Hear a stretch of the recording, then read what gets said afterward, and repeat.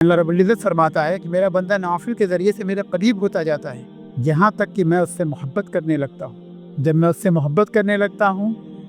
کہ میں اس کا کان ہو جاتا ہوں جس سے وہ سنتا ہے، اس کی آنکھ ہو جاتا ہوں جس سے وہ دیکھتا ہے، اس کا وہ ہاتھ ہو جاتا ہوں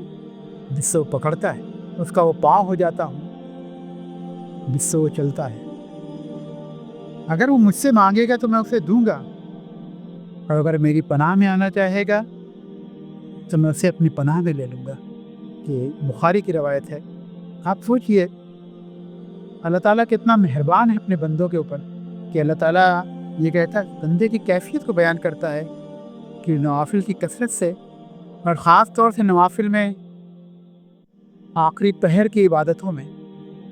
اس کے ذریعے سے بندہ اپنے رب کے قریب ہو جاتا ہے، اور اللہ تعالیٰ کہتا ہے کہ جو کچھ وہ مجھ سے مانگے گا میں اسے دوں گا، اور اگر وہ میری پناہ میں آنا چاہے تو میں اسے اپنی پناہ میں لے لوں گا۔ اس سے بڑھ کر کے اور کیا چیز ہو سکتی ہے؟